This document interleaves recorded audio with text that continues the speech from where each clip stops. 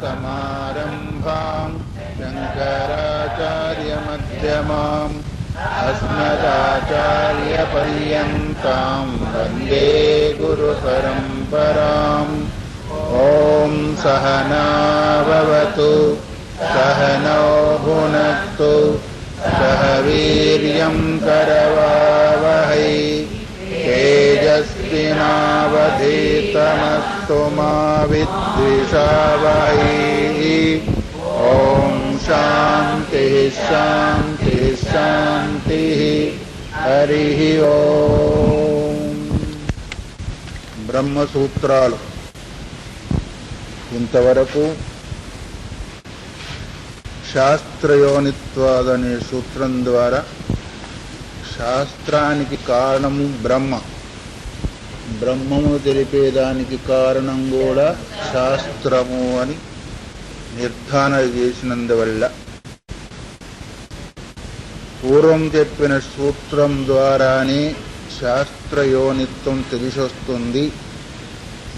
మళ్ళీ ఈ సూత్రం ఎందుకు చెప్పవలసి వచ్చింది అని పూర్వపక్షం వాళ్ళు ఆక్షేపించినందువల్ల ఆక్షేపణంతా కూడా పూర్తి చేసి, ఒకవేళ ఈ రకంలో సందేహం వస్తుందేమో అనే ఉద్దేశం చేత, ఏం సందేహము, వేదవాక్యాలన్నీ కూడా క్రియను బోధిస్తున్నాయి కానీ సిద్ధమైన వస్తువును బోధించడము లేదు. అందువల్ల క్రియను బోధించని వేదవాక్యాలంతా కూడా అనర్థము అని పూర్వపక్షంలో ఉన్నవాళ్ళు ఆక్షేపించేదానికి అవకాశం ఉంటుందనే ఉద్దేశం చేత వాళ్ళ ఆక్షేపణను దూరం చేసేదాని కొరకు 4వ సూత్రము ప్రారంభింపబడుతుంది. తత్తు సమన్వయాతు. వేదవాక్యాలన్నీ సమన్వయం అవుతున్నాయి కానీ కర్మకాండ యందు సమన్వయం కావడం లేదు అని ఈ సూత్రం ద్వారా రకరకాలైన వేదవాక్యాలను మన ముందుంచి వాటిని బ్రహ్మమందే సమన్వయం చేసేదానికి ప్రయత్నం చేస్తుంది ఈ సూత్రం. చాలామంది వ్యాఖ్యాకారులంతా కూడా ఈ 4వ సూత్రం వరకు వాళ్ళలో ఉన్న విజ్ఞానాన్నంతా కుమ్మరించారు. రకరకాలైన విజ్ఞానాన్ని వాళ్ళలో ఉన్నదాన్నంతా కూడా కుమ్మరించారు. ఆ తర్వాత సంక్షేపంగా అక్కడక్కడ ఎక్కువ ఉన్నా మిగతా సంక్షేపంగా కనిపిస్తుంటాయి. భాష్యకారులు కూడా శంకర భగవత్పాదులు ఈ సూత్రం పైనే ఎక్కువ వేదాంత వాక్యాన్ని గుర్తు చేస్తూ మనకు సమన్వయం చేసి చూపిస్తున్నారు. దీనిలో 3 పదాలున్నాయి, నిన్న చెప్పుకున్నాం. తత్తు ప్లస్ తు ప్లస్ సమన్వయాత్. తత్తు అంటే ఆ బ్రహ్మము, తు అంటే పూర్వపక్షాన్ని ఖండించేదానికి వ్యావృత్తి చేసేదానికి తూ శబ్దము ప్రయోగింపబడింది అని. సమన్వయాత్ అంటే వేదవాక్యాలన్నీ కూడా బ్రహ్మమునందే సమన్వయమైనందువల్ల అనే అర్థాన్ని తీసుకున్నాం. ఆ బ్రహ్మ ఎలా ఉంది? సర్వజ్ఞము, సర్వశక్తి, జగతు ఉత్పత్తి స్థితి లయ కారణం, వేదాంత శాస్త్రాదేవ అవగమ్యతే. బ్రహ్మ ఎలా ఉంది? సర్వజ్ఞమై ఉంది, సర్వశక్తివంతమై ఉంది, జగత్తు యొక్క కనిపించే ఇదం శబ్దం ద్వారా ప్రతిపాదింపబడే ఈ జగత్తు యొక్క ఉత్పత్తి స్థితి లయాలకు కారణభూతమైంది అని ఎవరు చెప్తున్నారు? శాస్త్రాదేవ అవగమ్యతే. శాస్త్రం తప్ప ఇంకొక దాని ద్వారా దాన్ని తెలుసుకునే అవకాశం మనకి కనిపించదు, లేదు కూడా. అందుకొరకు శాస్త్రం ఏం చేస్తుంది అంటే, ఏ ప్రమాణం ద్వారా తెలియదగని వస్తువును తెలియజేస్తుంది. ప్రత్యక్ష ప్రమాణం ద్వారా, అనుమాన ప్రమాణం ద్వారా, ఉపమితి ప్రమాణం ద్వారా, మరి ఏ ఇతర ప్రమాణం ద్వారా కూడా తెలియదగని విషయాన్ని తెలియజేస్తుంది. అందువల్ల బ్రహ్మము ప్రత్యక్ష ప్రమాణానికి గోచరం ఏదీ కాదు, సూక్ష్మమైనందువల్ల అనుమాన ప్రమాణానికి గోచరం ఏదీ కాదు. తర్వాత ఉపమితి, దానికి సంబంధించిన ఉపమానం కూడా మనకు దొరకదు. కాబట్టి అందుకొరకు ఇక్కడ ఏమన్నారు అంటే వేదాంత శాస్త్ర అదేవ అవగమ్యతే, కేవలం వేదాంత శాస్త్రం ద్వారానే తెలియబడుతుంది కానీ ఇతర ప్రమాణం ద్వారా తెలియబడే విషయము అది కాదు. ఈ మిగతా మూడు విషయాలు ప్రత్యక్షము, అనుమానము, ఉపమానము స్థూల ప్రపంచ విషయంలోనే ప్రవర్తిస్తాయి కానీ సూక్ష్మ విషయమైన ప్రపంచ విషయంలో ప్రవర్తించేది కాదు. అందుకరికి సూక్ష్మ విషయము పరమాత్మ యొక్క తత్వం. ఎందుకంటే అనోహ అనీయాన్, మహతో మహీయాన్.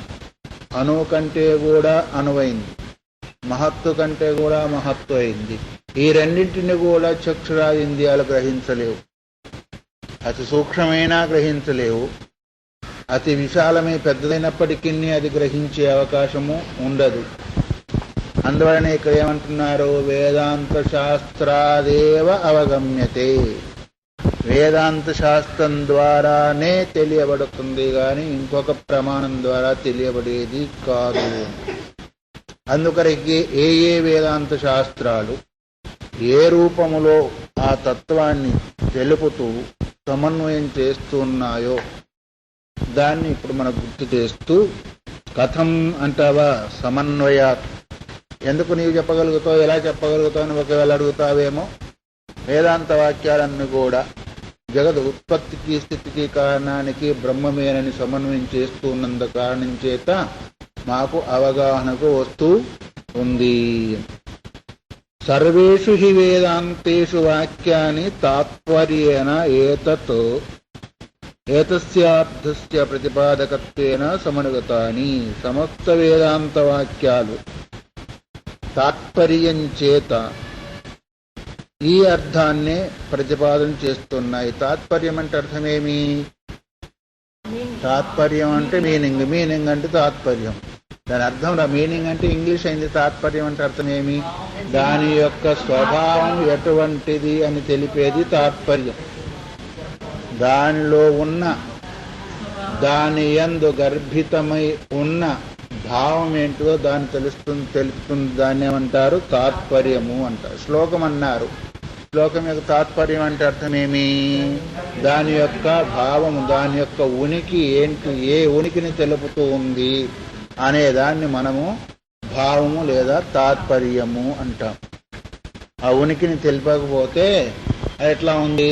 తాత్పర్యం అంటే మీనింగ్ అన్నట్టుగానే ఉంది. అంటే భాష మారింది కానీ దానిలో ఉన్న భావము మనకు అవగాహనకు రాలేదు. అందుకని వేదాంత వాక్యాలు ఏం చేస్తున్నాయి అంటే దాని యొక్క భావము ఏకమై, నిత్యమై, సత్యమై, సర్వగతమై ఉన్న అధిష్టాన రూపమైన తత్వానికే సరిపోతుంది కానీ మిగతా వాటికి సరిపోయే అవకాశము ఇక్కడ లేదు, రాదు కూడా. అందువల్ల ఆ ప్రతిపాదన ఎట్లా చెప్తున్నారు? సదేవ సౌమ్య ఇదమగ్రహాసీత్ ఏకమేవాద్వితీయం. ఇదం అని శబ్దం దేని చెప్తామనుకున్నాం మనము? తనకు ఎదురుగా ఉన్న వస్తువును మనం చెప్తాం. దూరంగా ఉన్న శబ్దాన్ని ఏం చెప్తాము? తత్ అనే శబ్దం చేతి చెప్తాం. ఆ కదా. తర్వాత ఇంకా కొంచెం దానికంటే దగ్గరగా ఉన్నది అది అనే శబ్దం చేతి చెప్తాం. ఇది అనేది తనకంటే కొంచెం దగ్గరగా ఉంది. తర్వాత ఈ అనేది తనకు అత్యంత సమీపంలో ఉన్నదని చెప్తామని ఎన్నిసార్లు మనం చెప్పుకున్నాం. బహుశా మర్చిపోయారో, జ్ఞాపకం ఉందో అది మీకే తెలుసు. కాబట్టి ఇదం అనే శబ్దం చేత ఏం చెప్తుంది? ఇప్పుడు ఈ జగత్తు అని వ్యవహరించేవాడికి, చూసేవాడికి జగత్తు ముందు కనిపిస్తూ ఉంది తనకు దగ్గర లోపల. పరమాత్మ మాత్రం కనిపించడము లేదు. మనం ఒకసారి చెప్పుకున్నాం, కనిపించేదాన్ని బట్టి కనిపించని దాని దగ్గరికి పోతాము, అది అనుమాన ప్రమాణం అని. పొగను చూసి అగ్ని దగ్గరికి వెళుతుంది మన మనస్సు, అగ్ని తెలుసుకుంటుంది. అట్లాగే ఈ జగత్తు కనిపిస్తుంది కదా. ఎట్లా కనిపిస్తుంది? నామరూపాలతో కనిపిస్తూ ఉంది. సౌమ్య, ఓ సౌమ్యుడా. ఇది ఎక్కడ చెప్పబడిందంటే ఛాందోగ్యోపనిషత్తులో 6వ అధ్యాయంలో 2వ అనువాకంలో మొదటి మంత్రము. ఇది ఎవరు చెప్పారు అంటే ఉద్దాలకు తన కుమారుడైన, కుమారుడు తనే, శిష్యుడు తానే, తండ్రి తానే గురువు తానే అలాంటి పుత్రునికి ఓ సౌమ్యుడా అంటే అర్థమేమి? క్రూరత్వం లేకుండా సౌమ్య స్వభావం ఎప్పుడు వస్తుంది అంటే సంస్కరింపబడినప్పుడు.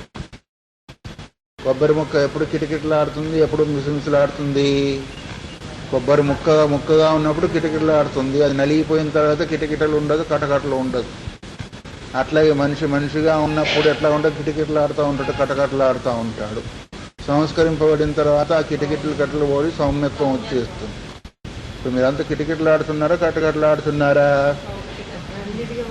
ఆ రెండింటి మధ్యలో నువ్వు అనుకుంటే ఎట్లా నాకు తెలియాలి కదా. అందువల్ల అదే సుయిస్మి అని ఎప్పటి వరకు ఉంటుంది అంటే నీటి అంశం ఉన్నంత వరకు ఉంటుంది. అందుకనే అహం మమ ఉన్నంత వరకు జీవుడు కిటకిటలాడుతూనే ఉంటాడు, సౌమ్యత్వం రాదు. బంగారము లావుగా ఉన్నంత వరకు అది చుట్టు దెబ్బలు తింటూనే ఉంటుంది. ఎప్పుడైతే అది సన్నగా అయిపోతుందో అది కానీ దెబ్బలు తినవలసిన అవసరం లేదు ఇంకా అక్కడ, అప్పుడు గొలుసు తయారైపోతుంది. అట్లాగే జీవుడు పూర్వ సంస్కారాలతో ఉన్నంత వరకు కిటకిటలాడుతూనే ఉంటాడు అహమ్మమ అనే భావం చేత. ఆ సంస్కారాలు ఎప్పుడైతే సంస్కరింపబడతాయో అప్పుడేమవుతాడు? సౌమ్యత్వం వస్తుంది. అంటే సూక్ష్మత వస్తుంది కాబట్టి సౌమ్యత్వం వచ్చేస్తుంది. దాన్ని ఏమన్నారు? సంస్కారము అన్నారు. అవునా కాదా? ఎంతవరకు దంచుతామా? పొట్టుపోయేంతవరకు దంచుతామా లేదా?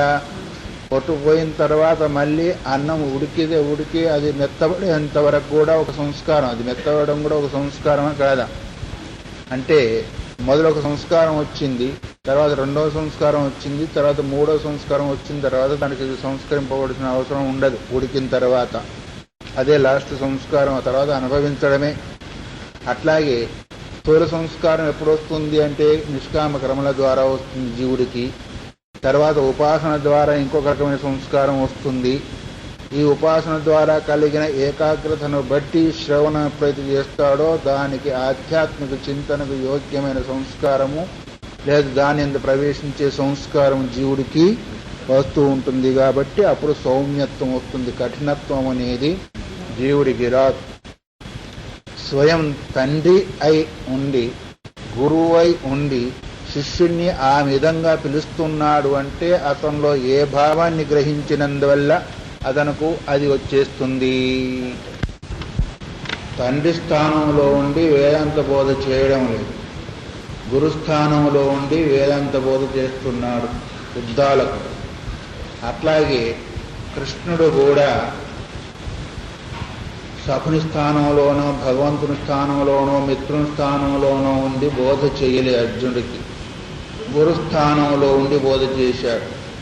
అది మనకి ఎట్లా తెలుస్తుంది అంటే శిష్యస్తేహం షాకి మాం త్వాం ప్రపన్నం అని ఎంతవరకైతే చెప్పలేదో అర్జునుడు అంతవరకు ఆ బోధ ప్రారంభం కాలేదు.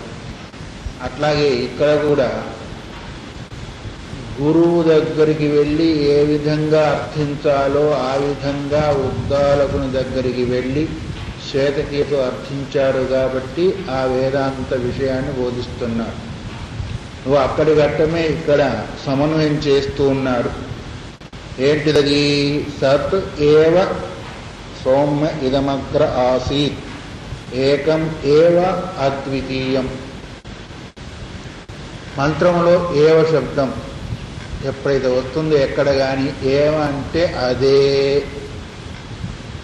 మీరే ఇక్కడ కూర్చోవాలంటే ఇంకోరు కూర్చోకూడదనే ఇంతవల్లంతగా తీసేసిందా లేదా? మీరే రావాలి, మీరే చెయ్యాలి అన్నప్పుడు ఏం చేసింది అంటే ఇతర వ్యావర్తకం చేసింది. ఇంకొకరిని దగ్గరికి రానివ్వదు ఆ ఏవ, ఇంకొకరిని సూచించదు. దేని గురించి ఏవ అనే శబ్దం మనం వాడుకుంటామో అది మాత్రమే గుర్తుకొస్తుంది, దాన్ని మాత్రమే గుర్తులోకి తెస్తుంది. కానీ ఇతరుని రానివ్వదు. అంటే ఇతరుని వ్యావర్తకం అంటే వేరు చేసిస్తుంది. అందుకొరకు ఈ మంత్రంలో కూడా సత్ ఏవ ఇదం అగ్ర ఆసీత్. అగ్ర అంటే ప్రారంభములో. ఏం ప్రారంభానికి? సృష్టికి ప్రారంభంలో సత్ ఏవ సత్ పదార్థం మాత్రమే ఉండింది. ఏంటిది? ఇది. ఇది దేనన్నా మనం కనిపించే ప్రపంచాన్నం. ఇదం అగ్ర.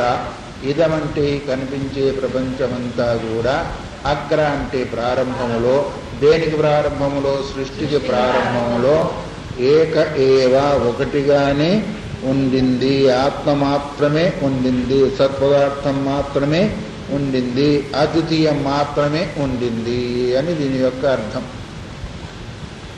దీనికి పెద్దవాళ్ళు ఒక ఉపమానం చెప్తూ ఉంటారు. ఏం ఉపమానం అంటే, ఒకడు ఊరికి వెళుతూ ఉన్నాడు, ఒక్కడుగానే వెళుతున్నాడు. అక్కడ పెద్ద రాశి పడి ఉంది, మట్టి రాశి, మట్టి కుప్ప పడి ఉంది. సరే, ఆ ఊరికి వెళ్ళాడు, మళ్ళీ తిరిగి వచ్చేస్తున్నాడు. మిత్రులతో కూడా కనిపించి వస్తున్నాడు. బాబు, నేను పోయేప్పుడు మట్టి మాత్రమే ఉండింది అన్నారు. ఆ కుండలు వగర వగర అన్నీ తయారైన మట్టి అంతా అయిపోయింది, లేదు అక్కడ.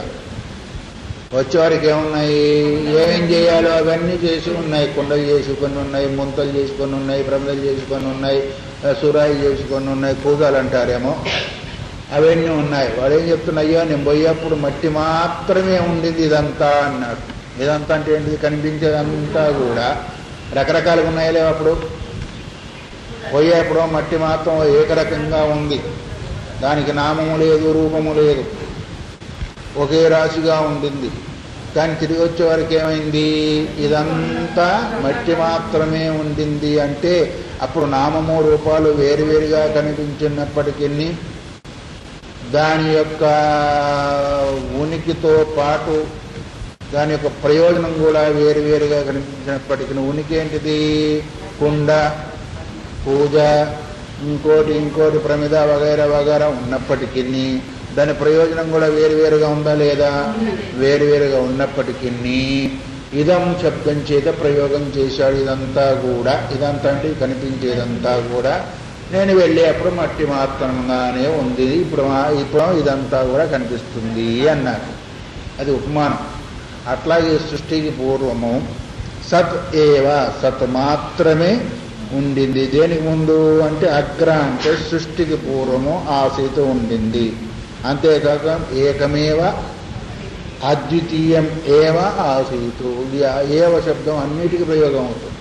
ఒకటిగానే ఉండింది, అద్వితీయంగానే ఉండింది అన్నారు.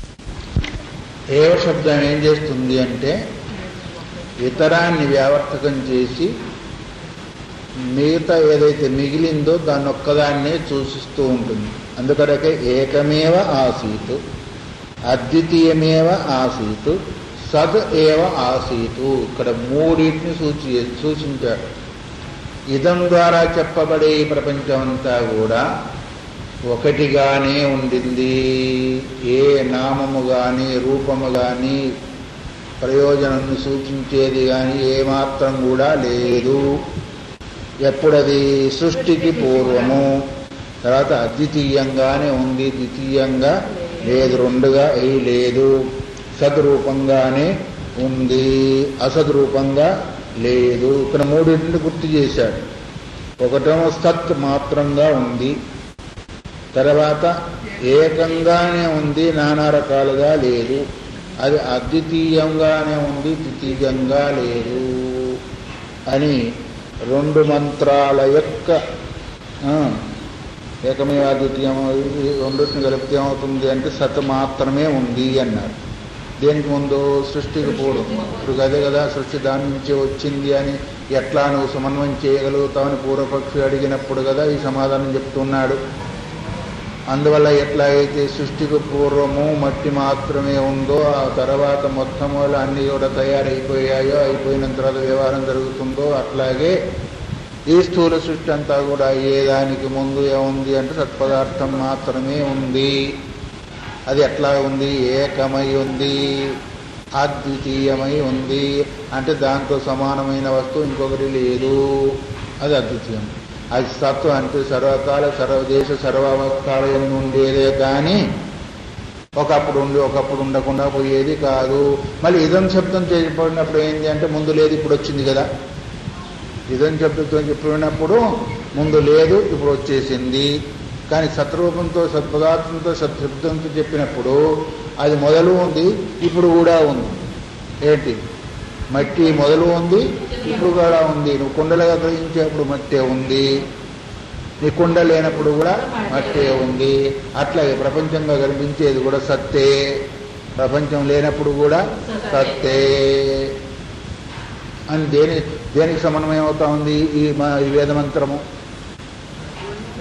నిత్యమైన బ్రహ్మంకే సమన్వయం అవుతుంది కానీ నీ కర్మకాండకు సమన్వయము కాలేదు. నిన్నంతా కూడా వాడింది అదే కదా వాక్యం. ఏం వాడంటే నీ వేదాంత వాక్యాలు క్రియకు పనికిరావు కాబట్టి సిద్ధ వస్తువును ప్రతిపాదించేది వేదవాక్యాలే అవి వాక్యాలే కావు, మాది కర్మకాండను ప్రతిపాదించేదే వాక్యాలు అని నిన్నంతా కూడా వాదించాడు కదా. దానికి ఇప్పుడు సమన్వయమైనందువల్ల అని ఇప్పుడు చూపించాలి కదా. ఈ కనిపించేదంతా కూడా ఇంకా మనం ఒకరకం మనం చెప్పుకున్నాం కదా, అవి కనిపించే చెట్టు అంతా బీజానికంటే భిన్నంగా లేదు, బీజం మాత్రమే అది, మొట్టమొదటి బీజంగానే ఉండింది ఈ చెట్టు అనుకున్నాం లేదా? అయితే ఆ చెట్టుకు బీజానికి తేడాగా కనిపిస్తుంది అంటే ఆ బీజంలోంచి ఇది రాకపోతే ఏమవుతుంది? ఆ బీజానికి సంబంధించింది కాదు, ఇంకో బీజానికి సంబంధించింది కావాలా? ఆ బీజంలో ఏ రూపము రంగు ఇమిడి ఉందో ఆ రూపము రంగు రుచే ఈ చెట్టుకు వచ్చింది. అట్లాగే ఏంటిది ఈ కనిపించే జగత్తంతా కూడా మొట్టమొదటి సద్రూపంగానే ఉంది. ఆ సద్దు నుంచి ఇదంతా కూడా భాషిస్తూ ఉంది. ఒకవేళ లేకపోతే అస్థి భాతి ప్రియము ఈ మూడు దాని బ్రహ్మం కనిపిస్తున్నాయి, ఈ ప్రపంచానికి కూడా కనిపిస్తున్నాయి. ప్రపంచం అస్థి ఉన్నది, ప్రపంచం భాతి ప్రకాశిస్తుంది. ప్రపంచం కాకపోతే ప్రపంచంలోని వస్తువు అనుకోండి, అది నాకు ప్రియంగా ఉంది. ఈ అస్థిపాత ప్రియం లక్షణాలు లేని బ్రహ్మమి. ఒకవేళ బ్రహ్మం నుంచే రాకపోతే, బ్రహ్మమే కారణం కాకపోతే ఈ మూడు లక్షణాలు దీనిలో ఉండేవి కాదు. నామరూపాలు ఉన్నాయి కదా అంటే నామరూపాలు దాని సొంతం. నామరూపాలు అవమానం చెప్పమంటారా? మీకు 4 కొడుకులు ఉన్నారు అనుకోండి, 4 భాగాలు పంచారు. తర్వాత యువతను చెప్పుకోంపు ఈ సొత్తంతా కూడా మా అమ్మనాన్ని ఇచ్చారు, ఇది మాత్రం నా సొంతం సంపాదించారంటారా లేదా? అంటారా లేదా? ఇంతవరకు మా వాళ్ళు ఇచ్చారు, ఇది నే సొంతము సంపాదించాను. ఆ అస్థిపాతి ప్రియం వాళ్ళు ఆయన ఇచ్చాడు, ఎవరు? బ్రహ్మము. మీరు సొంతము నామం రూపం ప్రపంచాన్ని. అర్థమైందా? అది కథ. నామరూపం ప్రపంచం సొంతం, అస్థిపాతి ప్రేమము బ్రహ్మం నుంచి అనుగతమైంది. ఇగో ఇది ఈ విధంగా. అందుకొరకే ఈ సృష్టికి పూర్వం ఎవరున్నారు ఇప్పుడు? ఎట్లాగైతే వృక్షానికి ముందు బీజముందో అలాగే సృష్టికి పూర్వము ఏకమై నిత్యమే సత్యమే సర్వానుగతమై సర్వాధిష్టమైన తత్వము ఒకటి మాత్రమే ఉండింది. నా ఇహ నానాస్తి, నానా ప్రకారాలుగా లేదు. తర్వాత ఆత్మావా ఇదమేక ఏవ అగ్రాసీతు ఐతరీయ మంత్రం కూడా చెప్తూ ఉంది. అది కూడా వేదవాక్యమే. ఐతరోపనిషత్తు కూడా వేదవాక్యమే కాబట్టి ఆత్మావా ఇదం ఏక ఏవ అగ్రాసీతు, ఆత్మ ఒక్కటి మాత్రమే. ఇదం అంటే ఈ ప్రపంచానికి ముందు, ఈ విస్తారానికి ముందు, ఈ సృష్టికి ముందు, ఈ నామరూపాలతో కూడుకున్న వస్తువుకు ముందు ఏమైంది? అది ఏక ఏవ అగ్రాసీతు, ఒక్కటి మాత్రమే ఉండింది అని ఆశ్రితి కూడా చెప్పింది.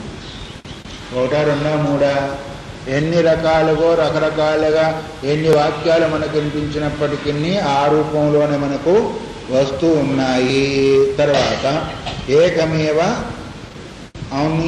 ఏకమిదం ఏక ఏవ అగ్ర ఆసీత్. మొట్టమొదటి ఛాందోగ్య శృతి చెప్పినా అదే మాటను చెప్పింది. ఇప్పుడు ఐతరేయ శృతి చెప్పినా అదే మాటను చెప్తోంది. తదేతద్ బ్రహ్మ అపూర్వం అనపరం అనంతరం అబాహ్యం అయమాత్మా బ్రహ్మ సర్వానుభూ.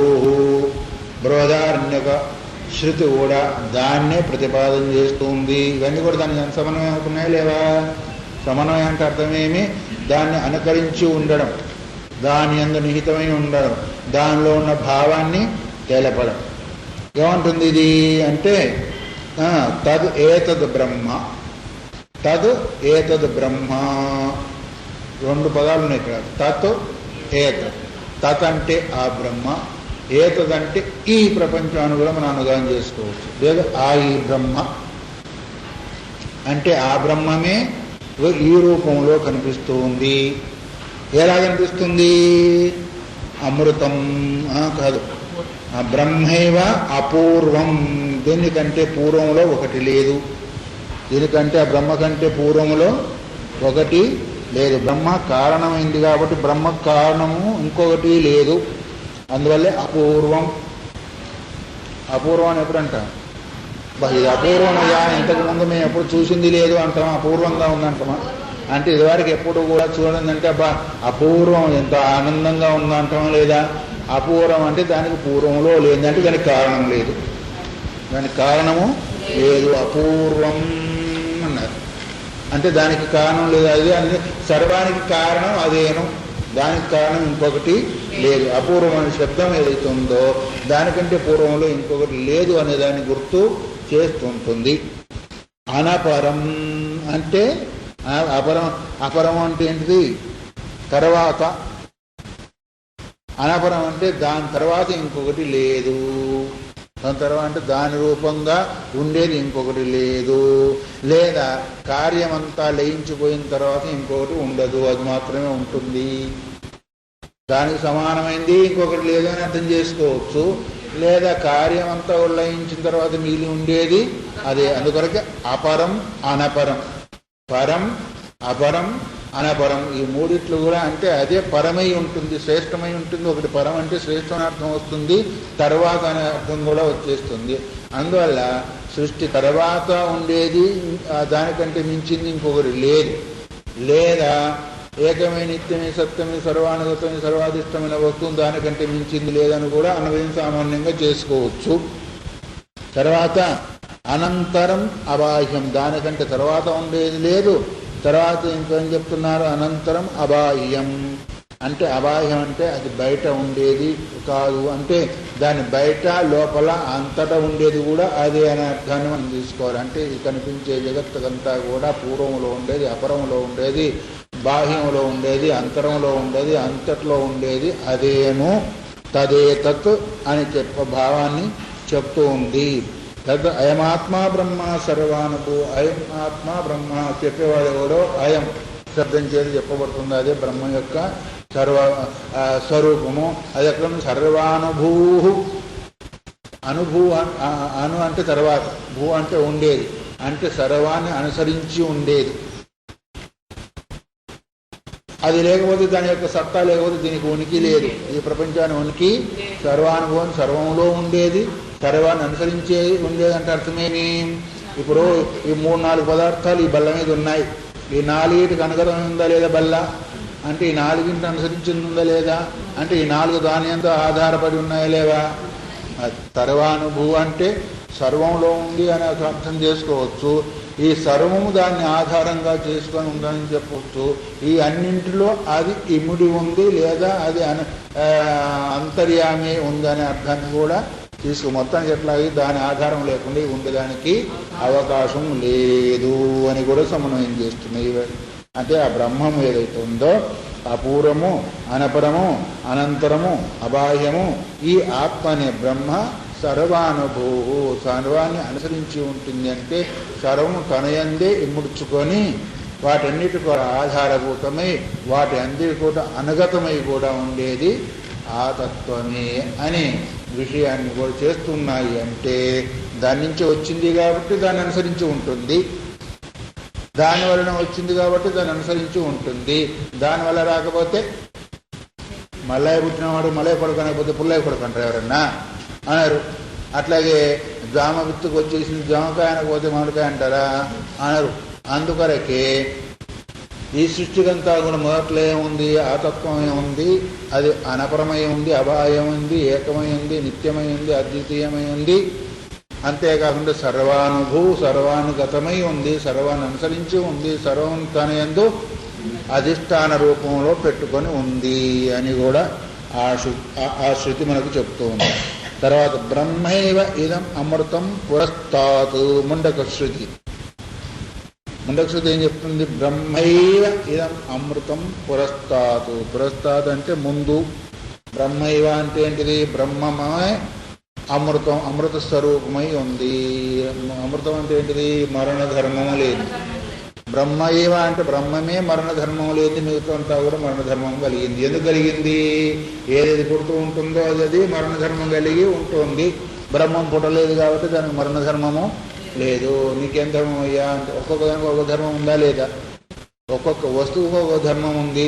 సరే, అన్నిటికీ ఏం ధర్మం ఉంది? ఒక్కొక్క వస్తువుకు ఒక్కొక్క ధర్మం ఉంది, కానీ అవి భిన్న భిన్న ధర్మాలు కలిగి ఉంటాయి. ఒకదానికి కూడా సంబంధం లేదు. కానీ ఒక ధర్మం మాత్రం అన్నిటి అందు అనుగతం ఉంటుంది. ఏది? మరణ ధర్మం. మరణ ధర్మం మాత్రం అన్నిటికీ ఉంటుంది. ఇప్పుడు స్త్రీత్వ ధర్మం స్త్రీలో ఉంటుంది, పురుషులలో ఉండదు. పురుషత్వ ధర్మం పురుషులలో ఉంటుంది, స్త్రీలలో ఉండదు.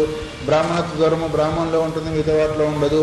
మనుషత్వ ధర్మం మనుషుల్లో ఉంటుంది, చెట్లలో పుట్టలలో ఉండదు. జడత్వ ధర్మం వాటిలోనే ఉంటుంది, ఇంకో దానిలో ఉండదు. అన్ని ధర్మాలు వేరువేరుగా అయినప్పటికీ ఒక ధర్మం మాత్రము, మరణ ధర్మం మాత్రం అన్నిటికీ అనుగతమై ఉంటుంది. కానీ అమర ధర్మం మాత్రం వాటికి ఉండదు. అమర ధర్మం దేనికి? ఒక బ్రహ్మానికి మాత్రమే మరణం. ఎందుకంటే దానికి జన్మ లేదు కాబట్టి మరణం కూడా లేదు. మరణం ఎప్పుడైతే లేదు మళ్ళీ జన్మ కూడా ఉండదు. అందువల్ల బ్రహ్మైవ అమృతం అనేదానికి కారణం.